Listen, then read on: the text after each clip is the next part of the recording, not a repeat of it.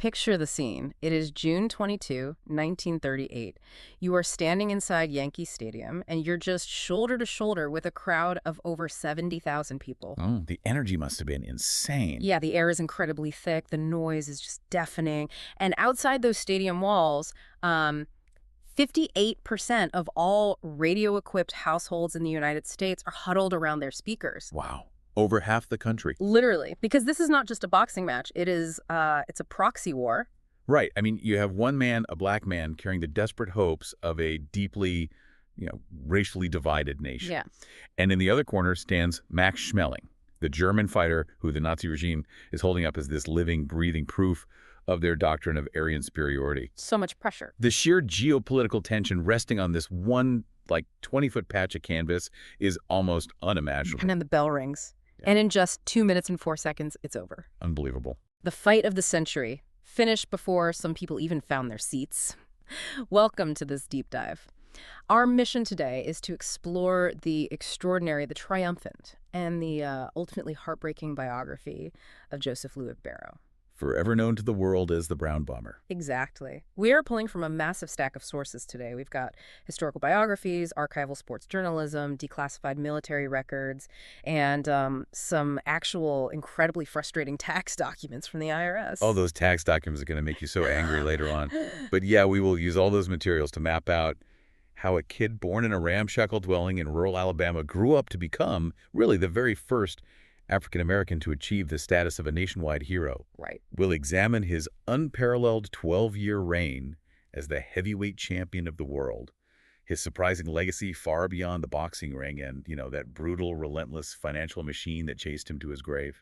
Yeah. I mean, having 43 knockouts as an amateur is a phenomenal statistic on its own. But to really understand the immense weight on Joe Louis' shoulders that night in Yankee Stadium, we have to look at the gap between his raw talent and his societal vulnerability. We just have to rewind to his origins. Right. He was born in 1914 in Chambers County, Alabama.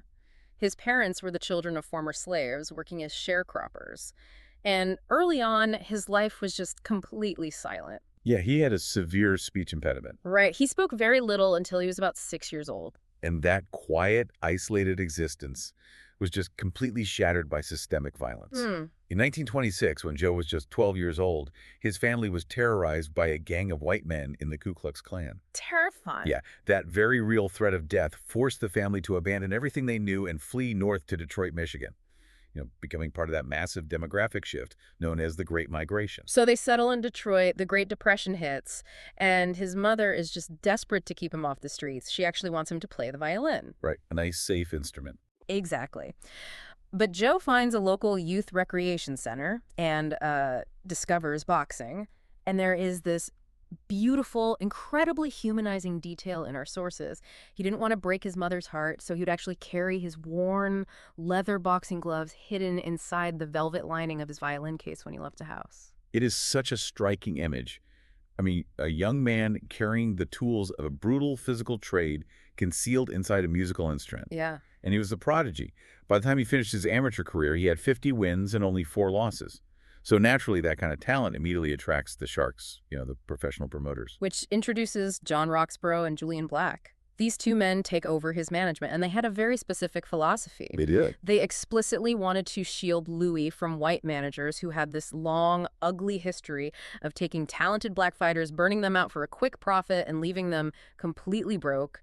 Roxborough actually sat Louis down and explained that those managers weren't interested in the men they handled, only the money. They didn't care if the fighters trained properly, ate well, or had a dime left to their name. Wow. In a very real sense, Roxborough was operating on principles of black economic empowerment, decades before that became a mainstream conversation. Okay, let's unpack this, because what Roxborough and Black did next is basically extreme high-stakes crisis PR decades before crisis management was even a recognized profession. Oh, for sure. They drafted what they called the 7 Commandments for Joe Louis' personal conduct. He could never gloat over a fallen opponent. He could never be photographed with a white woman. He had to live clean and fight clean. Yeah.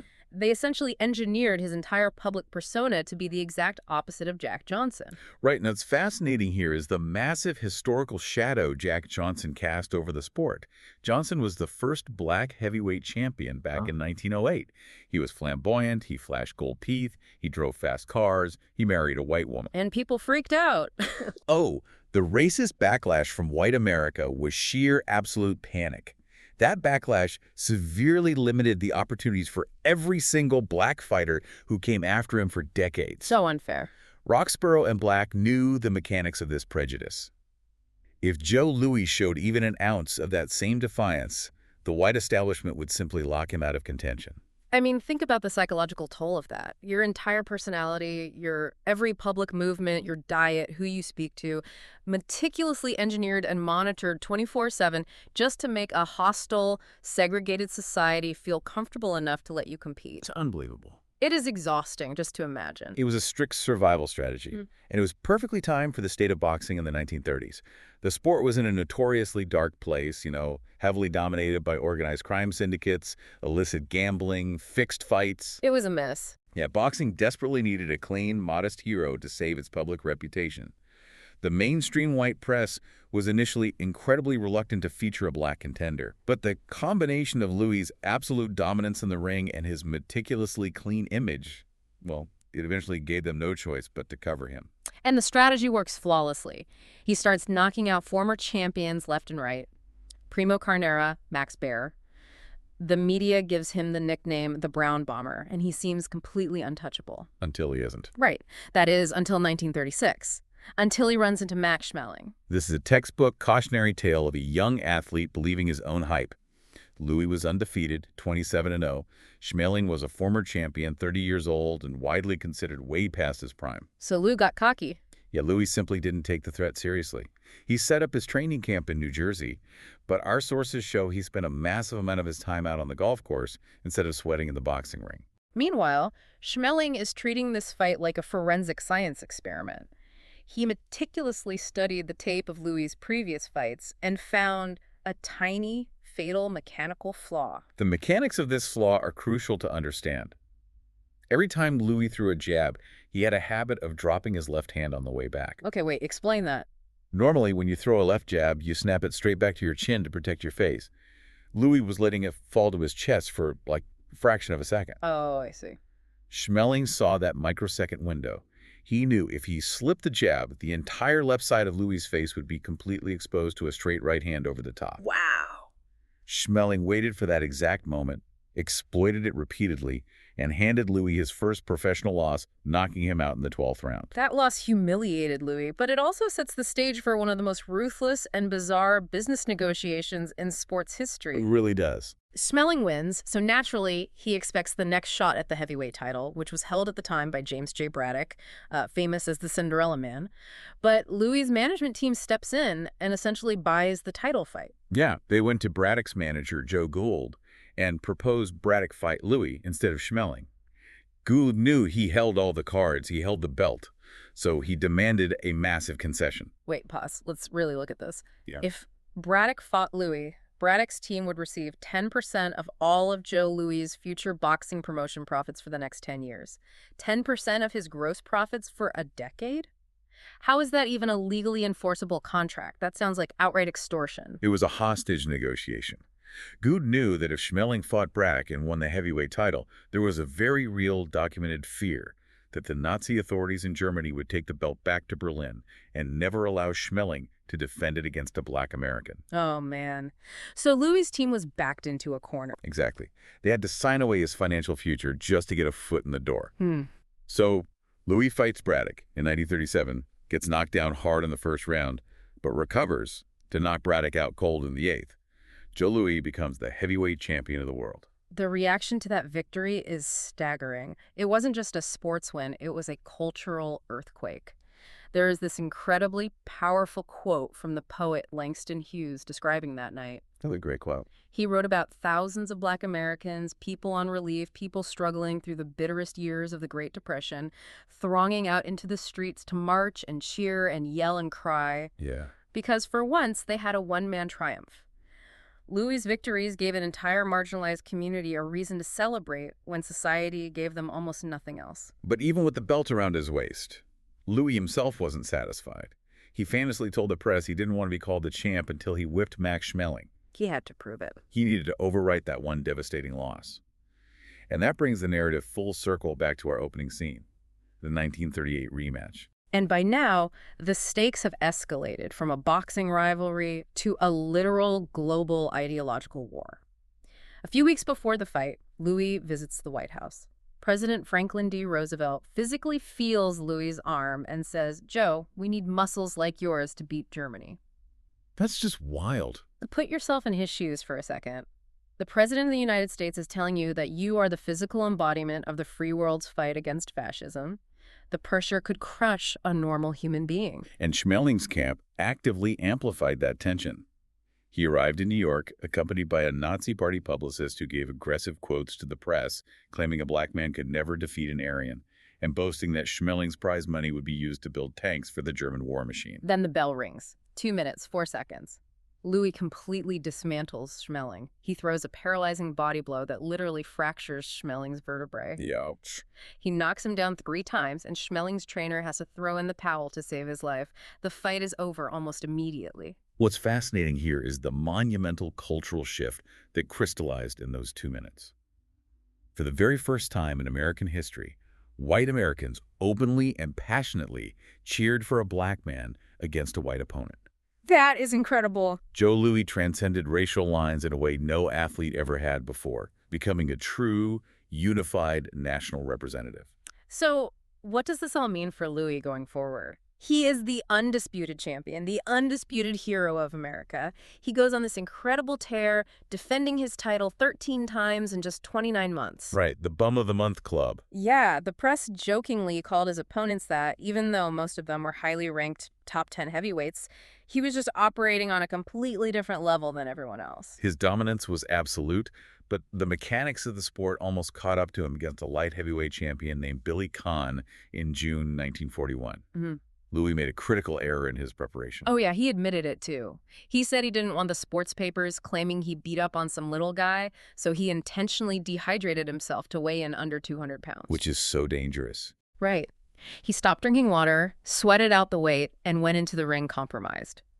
By the later rounds of the fight, his muscles are cramping and he is completely exhausted. Conn is actually winning on the judges' scorecards. He was losing. But Conn gets arrogant, tries to trade heavy punches with Louis instead of boxing him, and Louis manages to find one last reserve of energy to knock him out with just 2 seconds left in the 13th round. It's a pure testament to his sheer willpower.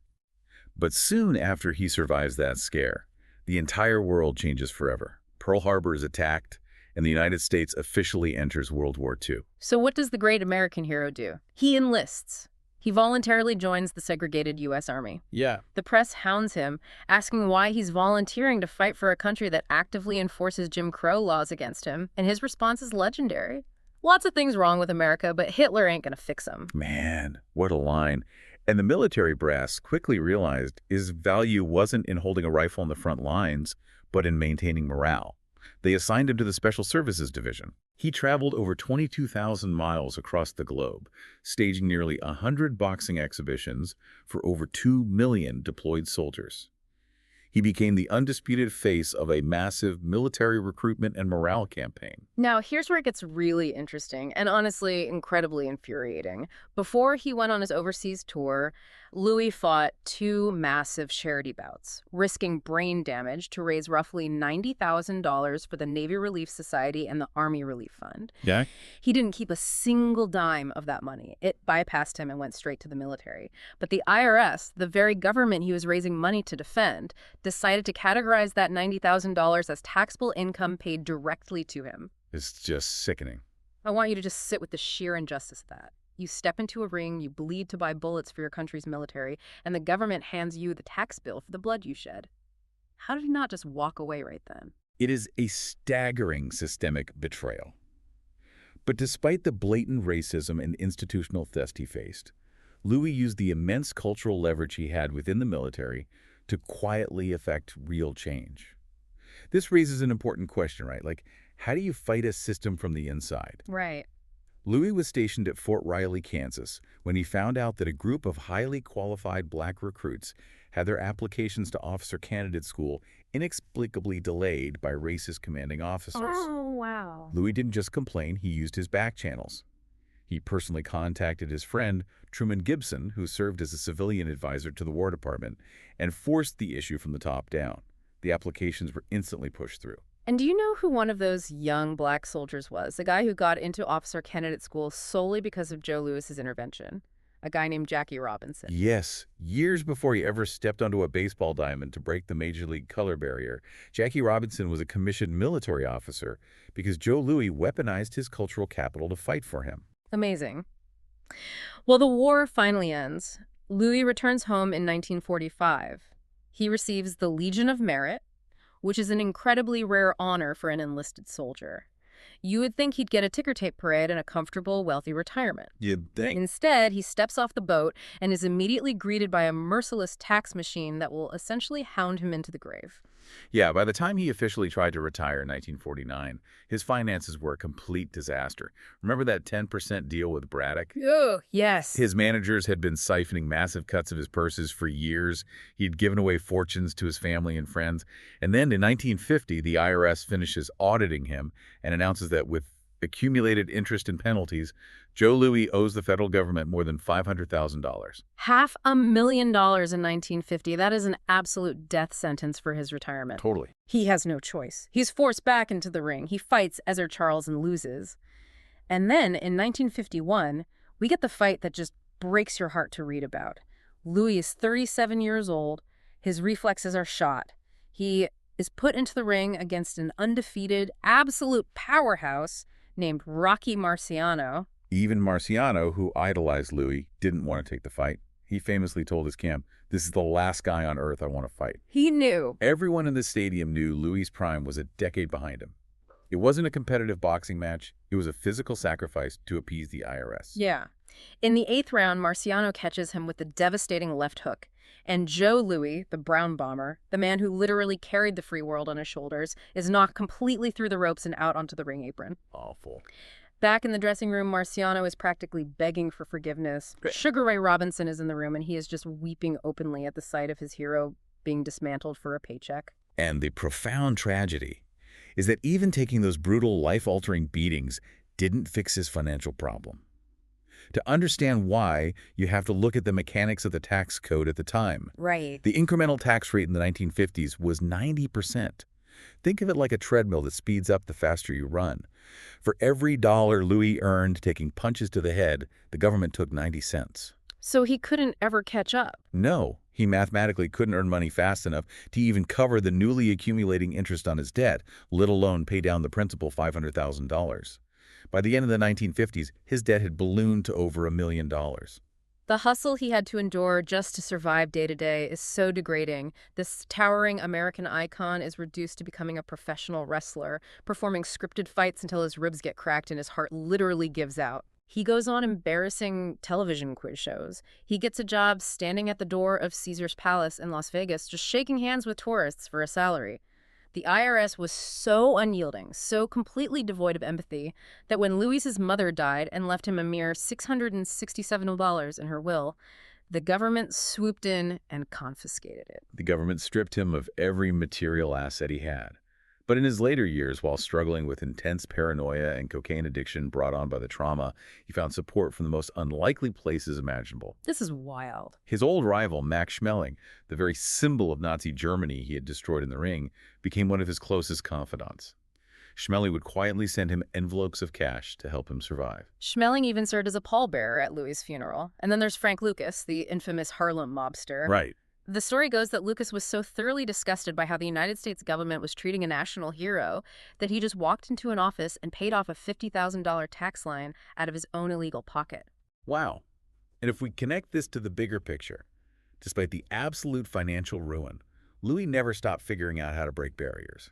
We always talk about him strictly as a boxer. But in 1952, he was invited to play in the San Diego Open on the PGA Tour. Oh, golf. Yeah. And at the time, the PGA of America had a strict, formal, Caucasian-only clause written directly into their constitution. And the PGA executives actively tried to physically bar him from the course. They absolutely did. Dang. But here's the brilliant insight into Louis' strategy. He weaponized his fading celebrity. He knew the PGA couldn't afford the optics of shutting down an American war hero on national television without looking like villains. Checkmate. Right. Yep. He forced a media circus, pushed their hand, and played in the tournament, making him the first African-American to ever play in a sanctioned PGA Tour event. That's amazing. He didn't just play for himself. He used whatever leverage he had left to financially back the first generation of black professional golfers. He used the last dying embers of his fame to shatter an institutional wall in a completely different sport. He defended his heavyweight title 25 times over a record-breaking 11 years and 8 months. But looking at our sources, his real legacy isn't the physical hardware or the belts. It's that he was a pioneer who willingly absorbed the blows, both the literal punches to the head in the ring and the figurative, crushing blows from a racist bureaucratic society to break down barriers in boxing, in the United States military, and in golf. When you look at the totality of his life, you have to seriously consider the immense, often fatal burdens we place on our cultural icons. Joe Louis was explicitly asked to carry the weight of the entire free world against Nazi Germany while simultaneously battling the daily indignities of segregation at home. Yeah. And his ultimate reward for that unparalleled service was to be financially and physically ruined by the very government he bled to defend. Before that fateful rematch with Billy Conn, the press asked Joe Louis what he would do if Conn just tried to avoid his punches and run around the ring. Louis delivered what is probably the most famous quote in the history of boxing. He can run, but he can't hide. It's iconic. We always think of that quote as a brilliant, intimidating threat from a confident champion. But looking at the full scope of his life, chased from his childhood home in the South by the KKK, chased by his own towering, unmanageable fame, and relentlessly, ruthlessly chased by the IRS treadmill until the day he died, well, maybe that quote is actually the perfect, tragic summary of what it means to be an American icon. Yeah, that's powerful. You can't hide from the machine. It makes you wonder. What could Joe Louis have achieved, or who could he have been if he was allowed to just be a man instead of a symbol?